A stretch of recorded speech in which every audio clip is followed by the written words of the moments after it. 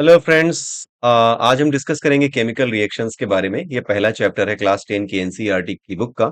तो chemical reactions क्या होते हैं, कैसे लिखे जाते हैं, उन सब चीजों के बारे में इस चैप्टर में बताया गया है। तो केमिकल रिएक्शंस को समझने के लिए हमें ये समझना होगा कि केमिकल रिएक्शंस हैं क्या, किन चीजों को हम केमिकल रिएक्शंस कहते हैं।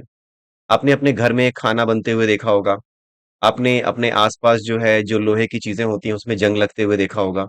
उस पे जंग आ जाती है ना, कुछ लाल लाल सा कलर आ जाता है, उस पे वो चूरन सा आ जाता है एक। ठीक है, वो कुछ और नहीं, वो जंग है। ठीक है। तो वो जो जंग होती है, या फिर आपका जो खाना बनता है, या फिर खाना कभी सड़ जाता है, ये सारे क्या हैं? ये सारे के सारे एक चेंज हैं, एक तरह का चेंज हो रहा है। आपके पास सब्जी थी, आपने उसको बनाया, आपने उसकी स्टेट को चेंज कर दिया। आपने उसे गर्म करके उसको पका करके किसी और कलर में कन्वर्ट कर दिया, किसी और चीज में कन्वर्ट कर दिया। ठीक है। कच्ची सब्जी से पक्की सब्जी बना दिया, उसमें मसाले मिला दिए। तो ये सब क्या है? ये सब एक तरह का चेंज है। ये जितने भी चेंज हो रहे हैं, कुछ चेंज ऐसे हैं जिसको आप करवाते हो, यानी आप डेलिबरेटली उन चेंजेस को करवाते हो, या फिर कुछ चेंजेस ऐसे हैं जो कि अपने आप इस नेचर में हो रहे हैं। ठीक है, जैसे जंग लगना, ये अपने आप इस नेचर में हो रहा है। उसके अलावा खाना आप पका रहे हो, ये आप कर रहे हो। ठीक है। उसके अलावा खाना सड़ रहा है, अगर बहुत देर तक गर्मी में खाना रखा रहे तो आपने देखा होगा कि खाना सड़ने लगता है। तो ये क्या है? ये खाना सड़ने की प्रक्रिया भी क्या है? एक चेंज है। तो ये जितने भी चेंज हैं, ये किसी न किसी तरीके के चेंज के अंतर्गत आते हैं, किसी न किसी तरीके के परिवर्तन के अंतर्गत आते हैं। इन परिवर्तनों को भौतिक परिवर्तन कहते हैं या रासायनिक परिवर्तन, ये कैसे डिसाइड करेंगे? तो भौतिक और रासायनिक परिवर्तन के बारे में आपने पिछली क्लास में पढ़ा होगा। भौतिक परिवर्तन वो होते हैं जहां पे जो मैटर होता है, उसका शेप हो सकता है बदल जाए। जैसे कागज है, कागज के टुकड़े को अगर आपने फाड़ करके कई टुकड़ों में तोड़ दिया, तो भी कागज का टुकड़ा अलग अलग टुकड़ों में भी कागज ही रहता है। उसका प्रॉपर्टी, उसकी मेन जो प्रॉपर्टी है वो चेंज नहीं होती, वो वही मैटर रहता है जो मैटर था। राइट, कागज कागज ही रहता है। चाक के टुकड़े को आपने थोड़े छोटे टुकड़ों में तोड़ दिया, वो चौक ही रहेगी, वो कुछ और नहीं बन जाएगी। राइट।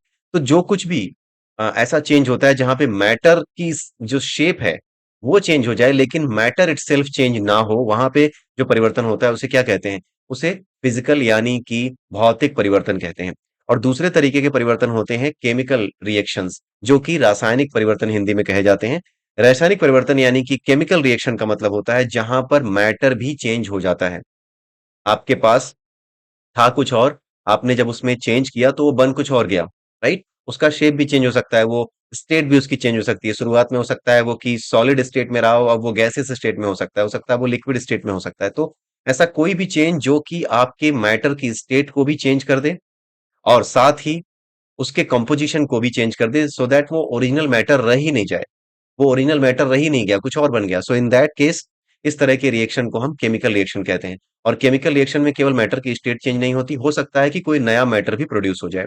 तो ये सारे रिएक्शन जहां पे नया मैटर प्रोड्यूस हो सकता है, हीट प्रोड्यूस हो सकती है, दो तीन चीजें हमने लिखी हैं, हीट प्रोड्यूस हो सकती है या हीट कम हो सकती है, हीट लॉस हो सकता है, स्टेट का चेंज हो सकता है, कलर में भी चेंज हो सकता है, और कोई गैस निकल सकती है। तो इस तरह के रिएक्शंस की खासियत होती है कि ये केमिकल रिएक्शंस होते हैं। केमिकल रिएक्शंस की ये खासियत होती है। तो आई होप आपको केमिकल रिएक्शंस और फिजिकल रिएक्शंस के डिफरेंस का पता चल गया होगा। आगे एक एग्जांपल यहां पर दिया हुआ है, बर्निंग द मैग्नीशियम। एग्जांपल दिया हुआ है कि मैग्नीशियम के रिबन को जलाया गया। ये केमिकल रिएक्शन है या फिजिकल रिएक्शन है, इस बात को हमें समझना है।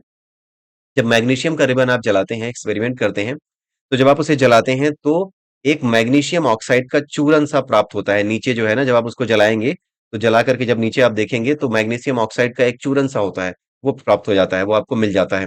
तो ये जो मैग्नीशियम से मैग्नीशियम ऑक्साइड बना, क्या हो गया? मैग्नीशियम से मैग्नीशियम ऑक्साइड तो बना ही, but at the same time magnesium oxide एक अलग तरह की प्रॉपर्टी रखता है, एक अलग स्टेट में है। ठीक है। मैग्नीशियम का जो टोटल अलग स्टेट, एक चूरन की स्टेट में है, लेकिन बात यह है कि जो जो कुछ भी वो चूरन बना है वो मैग्नीशियम ऑक्साइड, एक जो बेसिक प्रॉपर्टी थी मैग्नीशियम की वो खत्म हो चुकी है। मैग्नीशियम से मैग्नीशियम ऑक्साइड नाम का कंपाउंड एक निकल के आ चुका है। तो ये जो रिएक्शन है ये किस तरीके का है? क्योंकि एक नया पदार्थ बना है, मैग्नीशियम ऑक्साइड बना है, कंपोजिशन चेंज हो गई है ओरिजिनल पदार्थ की जो कि मैग्नीशियम था, उसको जब ऑक्सीजन में जलाया तो उसकी कंपोजिशन चेंज हो गई, मैग्नीशियम मैग्नीशियम नहीं रहा, अब वो मैग्नीशियम ऑक्साइड में कन्वर्ट हो चुका है। मैग्नीशियम जैसी चीज अपना अस्तित्व अब खो चुकी है। तो इसे इस तरह के रिएक्शन को हम क्या कहते हैं? इस तरह के रिएक्शन को हम केमिकल रिएक्शंस कह सकते हैं। ठीक है। तो इसीलिए burning magnesium is a chemical reaction, क्योंकि यहां पर आग भी निकली, आग से आपने जलाया, ऑक्सीजन से जलाया, एट द सेम टाइम चूरन भी बना, और सारी चीजें जो है केमिकल रिएक्शन की प्रॉपर्टी, जो छी की स्टेट चेंज हो जाएगा, और उसकी कंपोजिशन चेंज हो जाएगी, ये दोनों चीजें हो गई। तो इस वजह से ये केमिकल रिएक्शन है। जब हम केमिकल रिएक्शन को लिखते हैं, इस बात को अगर हम कहें कि मैग्नीशियम को जलाने पर मैग्नीशियम ऑक्साइड बनता है, अगर एक टेक्सचुअल फॉर्मेट में हम बोलें, एक नॉर्मल सेंटेंस में हम बोलें, तो ये बड़ी अजीब सी चीज लगती है, बड़ी लंबी सी चीज लगती है। इसलिए क्या हम इसको एक सिंपल सिंबॉलिक फॉर्म में लिख सकते हैं? तो जी हाँ, हम सिंबॉलिक फॉर्म में लिख सकते हैं। यहां पर आप देख सकते हैं, मैग्नीशियम प्लस ऑक्सीजन को हमने लिखा, मैग्नीशियम ऑक्साइड बना। तो यहाँ मैग्नीशियम प्लस ऑक्सीजन, यानी जिन चीजों का आपस में रिएक्शन कराया है आपने, जिन चीजों को आपस में मिलाया है, उसको लेफ्ट हैंड साइड पे लिखते हैं, और राइट हैंड साइड पे एक एरो लगा करके जो चीज बनी है मैग्नीशियम ऑक्साइड, उसे लिखते हैं। सो मैग्नीशियम प्लस ऑक्सीजन जिनके बीच में रिएक्शन हुआ है उनको रिएक्टेंट कहते हैं, और जो आपके एरो के सामने जो चीज लिखी हुई है मैग्नीशियम ऑक्साइड जो कि बना है, उसको हम क्या कहते हैं? प्रोडक्ट कहते हैं। तो मैग्नीशियम प्लस ऑक्सीजन रिएक्टेंट्स हो गए और मैग्नीशियम ऑक्साइड प्रोडक्ट हो गया, राइट। सो इस तरीके से हम केमिकल रिएक्शन को दिखाते हैं। अब केमिकल रिएक्शन में मैग्नीशियम, ऑक्सीजन, ये सब भी हमने वर्ड्स के फॉर्म में लिख दिया है। तो ये बहुत ज्यादा अच्छी इंफॉर्मेशन और बहुत ज्यादा सॉलिड इंफॉर्मेशन नहीं दे रहा है, और एट द सेम टाइम ये काफी लंबा भी लग रहा है, राइट। और इसको याद करना भी काफी मुश्किल लग रहा है, ठीक है। लेकिन हमने क्या किया, कि हमने इन सिंबल्स का, जो मैग्नीशियम के थे और ऑक्सीजन थे, इनके सिंबल्स का, केमिकल सिंबल जो होते हैं, रासायनिक सूत्र जो होते हैं, उनका इस्तेमाल किया। जैसे मैग्नीशियम के लिए Mg लिखा जाता है, ऑक्सीजन के लिए O2 लिखा जाता है। इन दोनों के बीच में रिएक्शन करके क्या बना? MgO। इसको कहा जाता है मैग्नीशियम ऑक्साइड। तो मैग्नीशियम ऑक्साइड का सिंबल क्या है? MgO है। Mg का सिंबल लिया, ऑक्सीजन का सिंबल लिया, और MgO, इन तीनों का सिंबल लिए, और जो कुछ हमारे रिएक्शन के बाद आता है उसको हमने यहाँ पर लिख दिया। So Mg plus O2 is equal to MgO, ये चीज हमें मिल गई, ये रिएक्शन हो गया हमारा। इसको रिप्रेजेंट करने का तरीका ये है। लेकिन क्या इससे भी पूरी इंफॉर्मेशन मिल रही है? नहीं, अभी इससे भी पूरी इंफॉर्मेशन नहीं मिल रही है। जैसे मैग्नीशियम था, क्या ये गैस थी?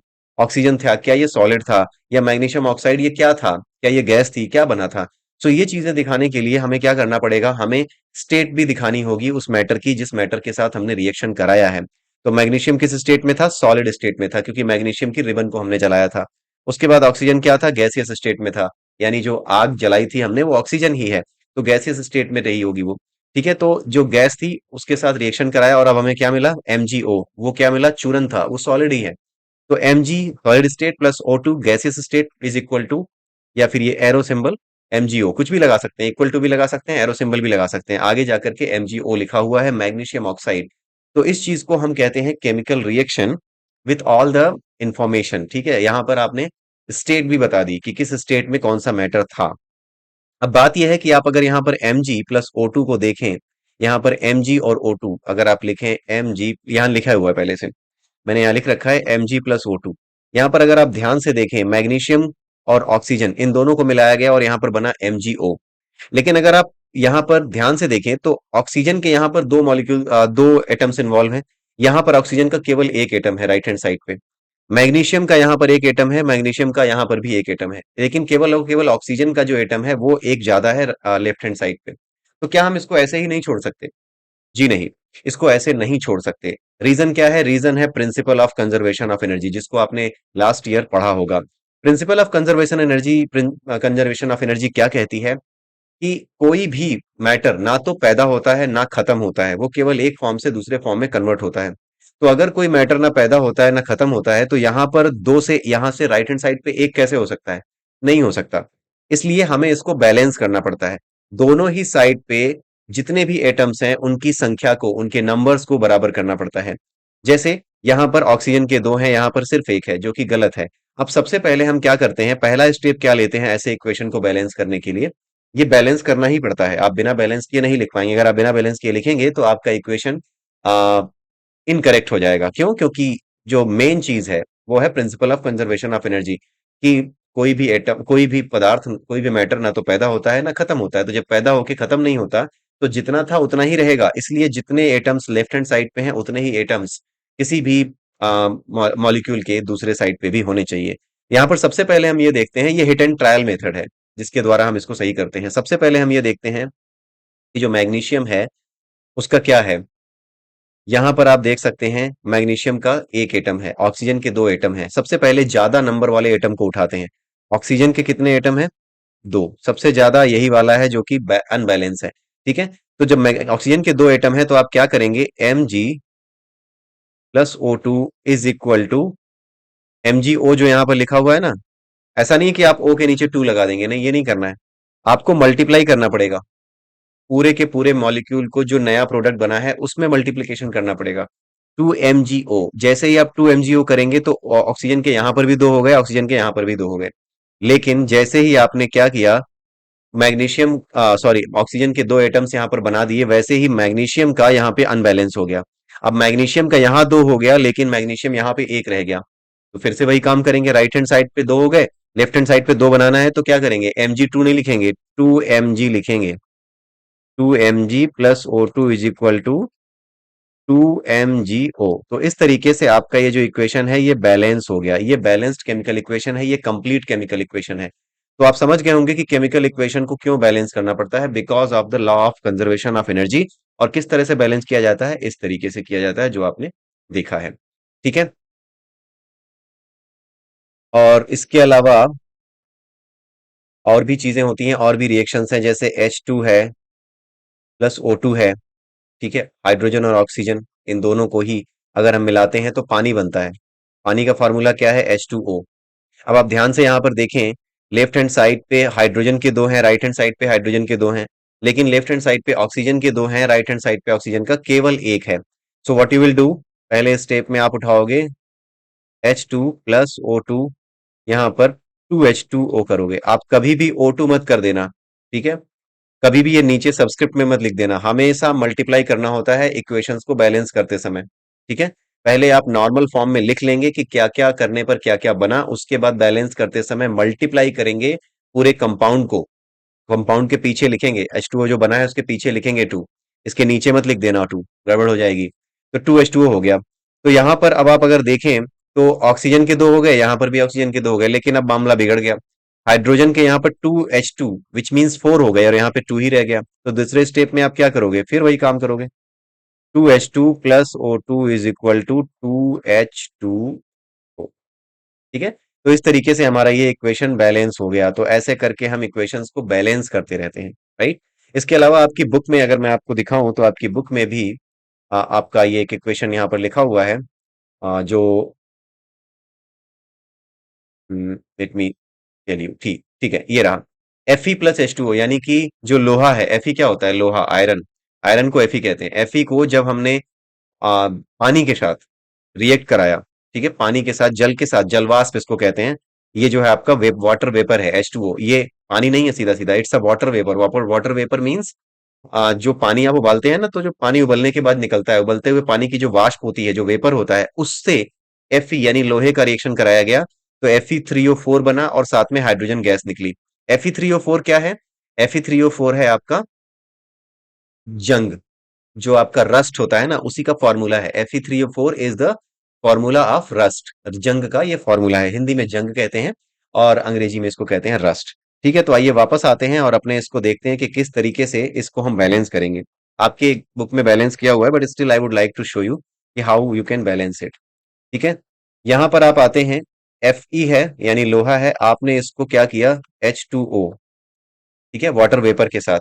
ठीक है, यहाँ पे जब आप लिखेंगे तो ये जी लिख देंगे, Fe लिखेंगे, आप अपने सॉलिड लिखेंगे। ठीक है, यहाँ पर क्या हुआ, Fe3, sorry, Fe3O4 plus H2। ठीक है, यहाँ पर Fe3O4 प्लस H2 ये बनेगा, हाइड्रोजन गैस निकलती है, और Fe3O4 ये क्या हो गया, सॉलिड के फॉर्म में ये जंग होती है। यहाँ पर भी हमने सारे फॉर्म लिख दिए। यूजुअली आप अपनी स्टेट को, यानी कि सॉलिड स्टेट है, गैसेस स्टेट है, इसको अगर आप ना चाहें तो ना दिखाएं। यूजुअली इसको दिखाया नहीं भी जाता है, राइट, अनटिल अनलेस की बहुत ज्यादा जरूरत हो, तब तक हम इसे नहीं दिखाते हैं। ठीक है, तो Fe+H2O, Fe3O4+H2 ये आता है। तो अब इसको ठीक से लिख लेते हैं, Fe+H2O is equal to Fe3O4+H2। ठीक है, तो यहां पर क्या हुआ, ऑक्सीजन के यहां पर चार हैं, यहां पर क्या है, ऑक्सीजन का एक है। सबसे पहले सबसे ज्यादा वाले को देखा जाता है, ऑक्सीजन के सबसे ज्यादा चार हैं और यहां पर सिर्फ एक है। तो हम क्या करेंगे, Fe+4H2O इज इक्वल टू, यहां पर क्या आया, Fe3O4 प्लस H2। ठीक है, आपने जैसे ही यहां पर 4H2 किया, यहां पर H2 क्या रह गया, 2 रह गया, यहां पर H कितना हो गया, 8 हो गया। तो यहां पर भी 8 बनाने के लिए अगले स्टेप में आप क्या करोगे, नीचे आते हैं। अगले स्टेप में आप क्या करोगे, Fe+4H2O is equal to Fe3O4 plus क्या करोगे, 4H2 कर दोगे। ठीक है। यहां पर क्या हो गया आपका, Fe3O4 प्लस 4H2 हो गया यहां पे। अब यहां पर बचा क्या है, H और O, ऑक्सीजन दोनों ही बराबर हो चुके हैं। ऑक्सीजन यहां पर भी 4 है, ऑक्सीजन यहां पर भी 4 है, हाइड्रोजन यहां पर 8 है, यहां पर भी 8 है। बचा क्या, Fe। Fe इस साइड पे 3 है, इस साइड पे केवल 1 है, तो आपको कुछ नहीं करना है, इसको भी बराबर कर देना है। 3Fe, मैंने आपको पहले ही बताया, Fe3 मत लिख देना। Fe यानी जो आपका मैटर है, जो आपका एलिमेंट है, उस एलिमेंट के पहले या फिर कंपाउंड के पहले आप मल्टीप्लाई करेंगे उसको। तो 3Fe+4H2O is equal to Fe3O4+4H2, ये आपका बन गया, ये आपका फाइनल बैलेंस्ड केमिकल इक्वेशन है। तो इस तरीके से आप केमिकल इक्वेशंस को बैलेंस कर सकते हैं। बिना बैलेंस किए अगर आप लिखेंगे तो आपका केमिकल इक्वेशन गलत हो जाएगा। तो इसी के साथ आज का ये वीडियो मैं समाप्त करता हूं। आई होप आपको ये अच्छा लगा होगा। अगले वीडियो में फिर मिलेंगे, तब तक के लिए have a nice day and bye bye and keep studying and please keep sharing my videos. Thank you, have a nice day.